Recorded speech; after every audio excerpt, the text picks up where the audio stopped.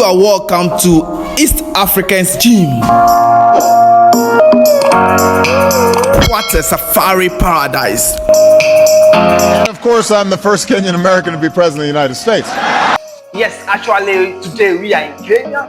We are going to show you much about Kenya when it comes to what Kenyans, when it comes to what Swahili. Truly, Kenya has become a hub for technology and innovation with driven startup, SNAIN and mobile money services like M-Pesa.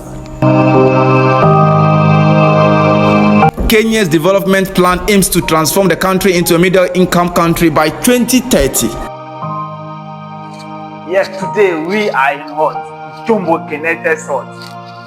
Family, don't forget when it comes to Jomo Kenyatta, the first president of Kenya. I love the man. Wow, Julius Nyerere and Jomo Kenyatta, what a love.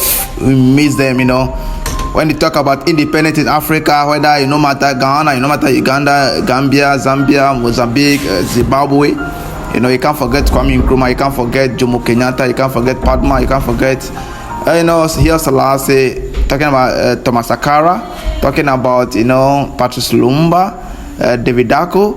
These are the people who fought for independence when it comes to countries in Africa. Because of the freedom of Africa, we, the youth ourselves, we should make sure we embrace the people and work together effectively so that we can make Africa a better place. And don't forget when they come to Kenya history, don't forget that man I said, Jomo Kenyatta, Padman, don't forget Kwame Nkrumah, don't forget Nelson Mandela. All those people, they have done very well for Africa. Julius Nyerere from Tanzania, coming to a lot of countries. Here's Selassie from Ethiopia. These people have done a lot of things for us. So I think we have to embrace them. And when they talk about their women, when they talk about education, I think Kenya is moving. Their roads are very good. So I think they should just work more. And recently they agitated, demonstrating because of some bill from the Parliament House. I think our leaders should make sure, those parts should favor the people, the citizens, or the subjects, anywhere they are doing or taking their decisions. So I think it's time for us to come together. And don't forget to subscribe to the channel. This is the best channel for you, and this is the only channel that has let you know much about Africa. Africa is what?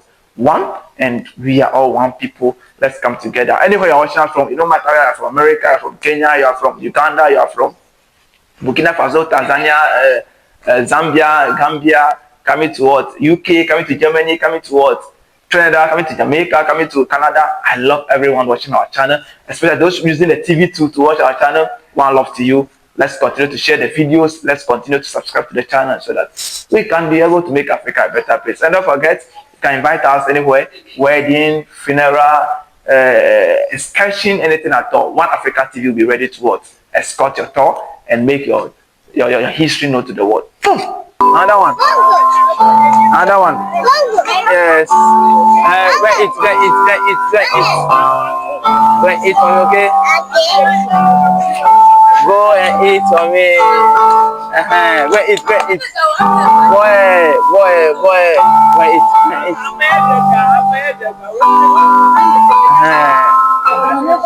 Go and eat, Eat for me, okay? Fetch another one inside for them, I took your hand. Are you shy? Yeah, man, let them eat. Yeah, they are fetching another one for you. Eat, okay? Eat for me, okay? Let the children feel happy. To let them eat, let's support them in the villages. You see how they are happy. At least, no matter how much, how pleasant it is, but all is just love together, and that is all we do. That is all we are here today. Wow. Thank you. You remember in 1961, the Congolese thought that they had regained independence under Patrice Emery Lumumba. They killed him after 9 months. The Togolese thought that they had regained independence under Sylvanus Olympio. They killed him in 1963. The Ghanaians thought that they had regained independence in 1957. They overthrew Nkrumah in 1966. They thought in Nigeria that they had regained independence with Nnamdi Azikiwe and Abubakar Tafawa Balewa. They overthrew him in 1967. The Malians thought that they had regained independence through Modibo Keita. They overthrew him in 1968. The Algerians thought they did so through Ahmed Ben Bella. They overthrew him in 1968. Africa, as I speak now, and I want you to cast your eyes across the continent of Africa and see the crisis of governance, and therefore begging the question, is there a place for African culture and governance? Tell me whether there is peace in the Democratic Republic of Congo. Tell me whether there is peace in Sudan. Tell me whether there is peace in northern Mali. Tell me whether there is peace in Somalia. Tell me whether there is peace in Cameroon. Tell me whether the Europeans are not telling us what to do. Tell me whether they do not send their agents across every country. Tell me whether the IMF and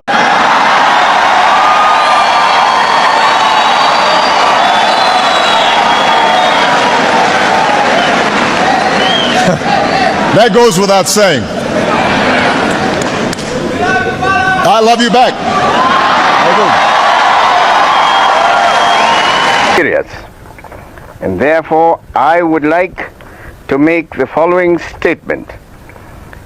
I, the Prime Minister, Mr. Jomo Kenyatta, assisted by Mr. Diallo Telly, Secretary General of the OAU, met with the U.S.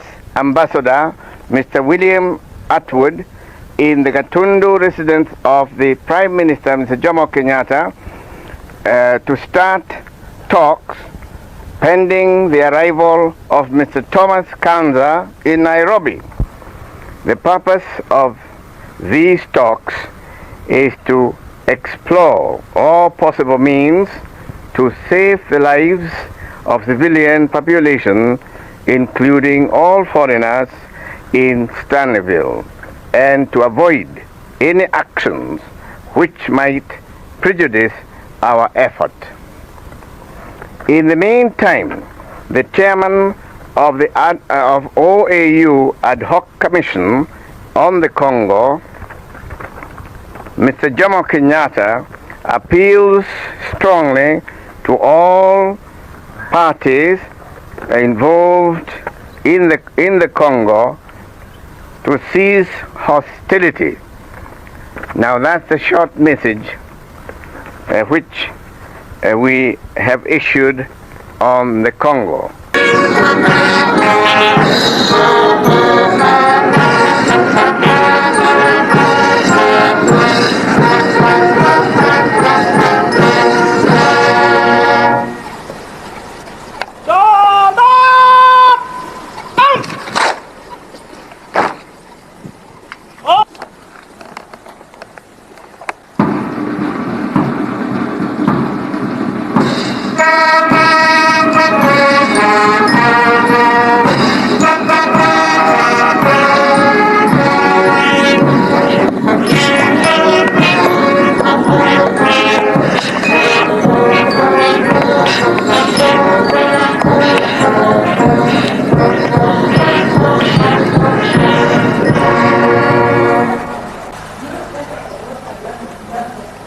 If you should see the convoy of an African minister, not our president, I'm not touching the presidents. The presidents are in a different world. The African minister.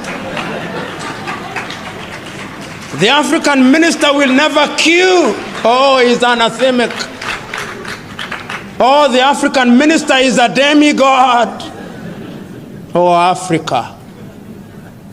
The African counselor in your rural home, when they go to churches, not even if it is not their denomination, they saunter to the front seats. And even our latter-day clergymen will invite them to share their wisdom with the people, even if we know that they are village fools.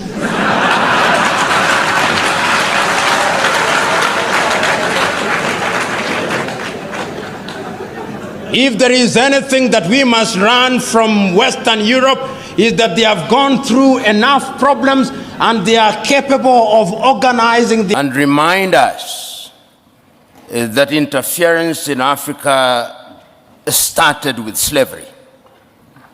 When slavery had lost its value, it graduated into colonization. And that is the context in which Berlin must be seen, when the European powers sat in Berlin and divided the continent of Africa into spheres of influence.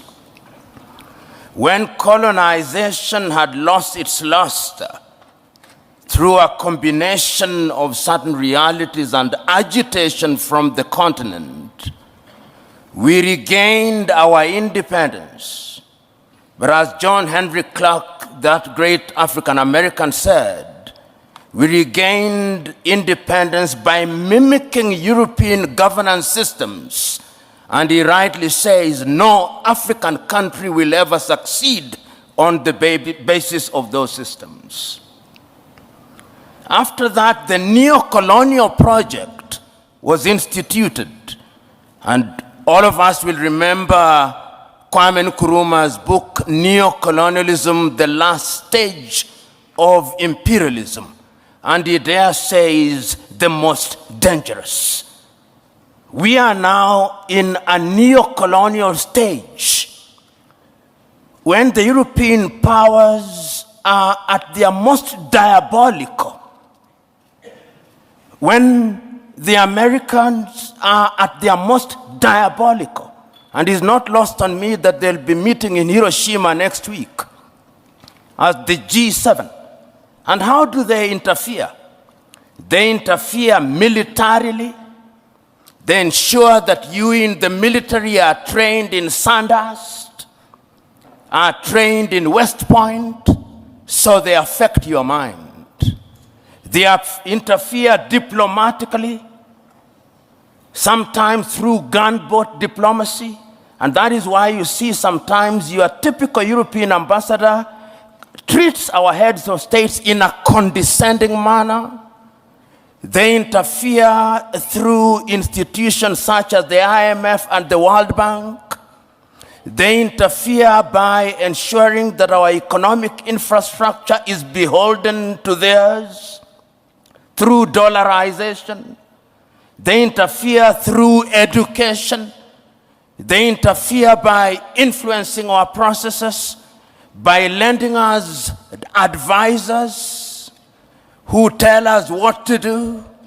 The neo-colonial project is alive and well, and it is at its most dangerous, and we Africans must smell the coffee. If we don't, they are going to continue to interfere. How else do they interfere? Through NGOs, Danida, CEDA, UK Aid, USAID.